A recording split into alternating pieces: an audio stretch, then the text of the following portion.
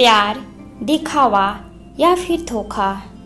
सूरज, मुझे 5 kilo gulab jamun, 2 kilo rasmalai, 2 kilo Imarti और 2 kilo शुद्ध घी वाले बेसन के लड्डू और 2 किलो काजू कतरी देना और शाम में गर्मा गर्म जलेबी, समोसे और पानी पूरी भी तैयार रखना।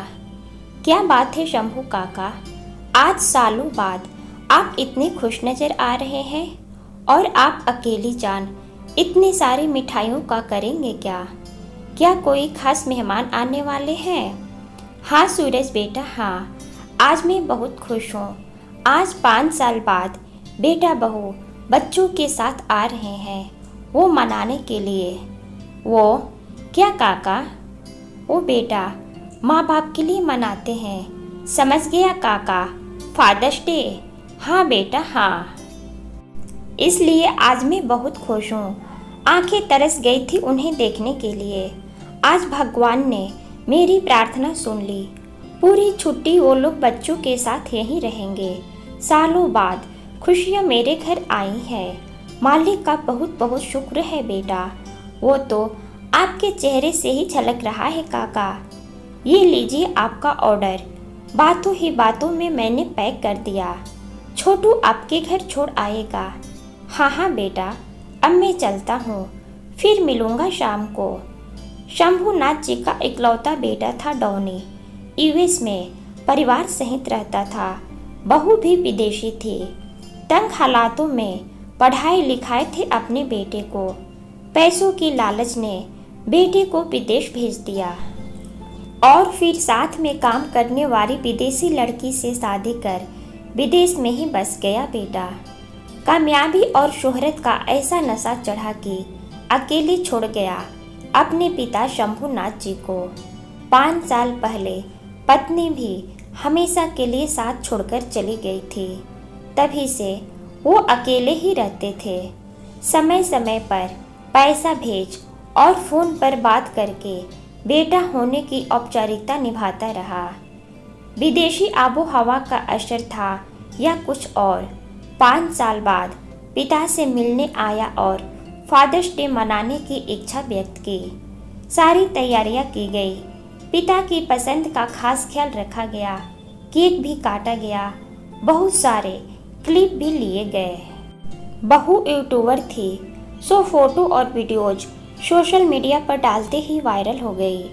तारीफों और बधाइयों का अंबार लग गया। शंभूनाथ जी भी बेटे बहू के बदले व्यवहार से काफ़ी खुश थे।